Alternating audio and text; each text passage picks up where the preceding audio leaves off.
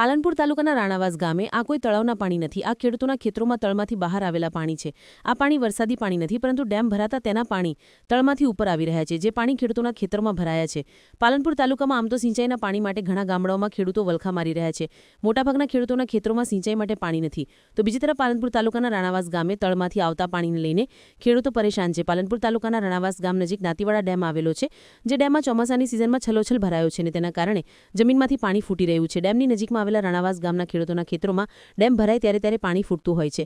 ખેડૂતોનું કહેવું છે કે 2017, 2019, 2024 અને 2025માં પણ આ પાણી ફૂટીને બહાર આવ્યા છે, જેના કારણે આજુબાજુ વિસ્તારના 100 વીઘાથી વધુ જમીનના ખેડૂતો મુશ્કેલી વેઠી રહ્યા છે. રાણાવાસ ગામના ખેડૂતોના ખેતરોમાં પાણી ફરી વળ્યા છે, જેના કારણે મગફળી, બાજરી સહિત કઠોળ જેવા પાકો નષ્ટ પામ્યા છે, જેના કારણે ખેડૂતો પારાવાર મુશ્કેલીમાં મુકાયા છે. ખેડૂતોની ચોમાસુ ખેતી નિષ્ફળ ગઈ છે અને આગામી શિયાળુ સિઝનમાં પણ ખેડૂતો ખેતી નહીં કરી શકે અને જેના કારણે ખેડૂતોને લાખો રૂપિયાનું નુકસાન વેઠવું પડે તેવી પરિસ્થિતિ જોવા મળી રહી છે.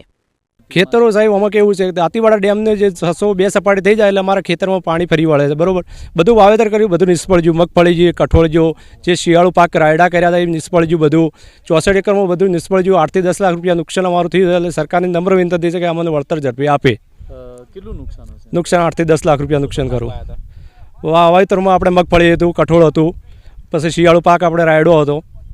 બરોબર. ઓકે, આપનું નામ? રમેશભાઈ ભગવાનભાઈ ભૂતળિયા, મોટી ભટામલ. ભટામલ મોટી ગામે પાણી ભરાઈ ગયું છે, જે 120 વીઘા જગ્યાની અંદર. એમાં જે મગફળી, કઠોળ વાવેતર હતું બધું ખેડૂતોનું નિષ્ફળ ગયું છે. જો આનું સરકાર વળતર ના આપે તો પણ ખેડૂત આપઘાત કરવાની તૈયારીમાં છે અને જો પશુપાલન રાખવું એ પણ ખૂબ પરિસ્થિતિ કફોડી છે. જો આનું વળતર તાત્કાલિક સરકાર સર્વે કરીને આપવામાં નહીં આવે તો આની પરિસ્થિતિ ખેડૂતની ગંભીર છે. ચોમાસામાં પરિસ્થિતિ એવી છે કે ડેમના કારણે ડેમ 600 ફૂલ કરેલો છે, તો એ કારણથી અમારા ખેતરમાં પાણી આવી ગયું છે. સરવું થાય છે. સરવું થતાં અમારું ચોમાસું પાક આખો નિષ્ફળ ગયેલો છે.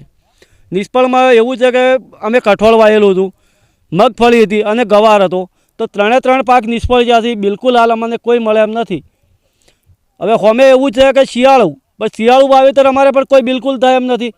શિયાળુ વાવેતરમાં પાણી ભરેલું જ છે, એટલે ચોમાસું અને શિયાળુ બંને સિઝન અમારી ફેલ છે. તો ચોમાસું સિઝન અમે હાલ ગણવા જઈએ તો અમારે 8 થી 9 લાખનું નુકસાન છે. હોમે અમારી માંગ એ છે કે સરકાર તાત્કાલિક ધોરણે સર્વે કરે, ખેડૂતને જોડે આવી સર્વે કરી અને જે તે વળતર હોય એ તાત્કાલિક ધોરણે અમને ચૂકવે એવી અમારી વિનંતી છે સરકારને.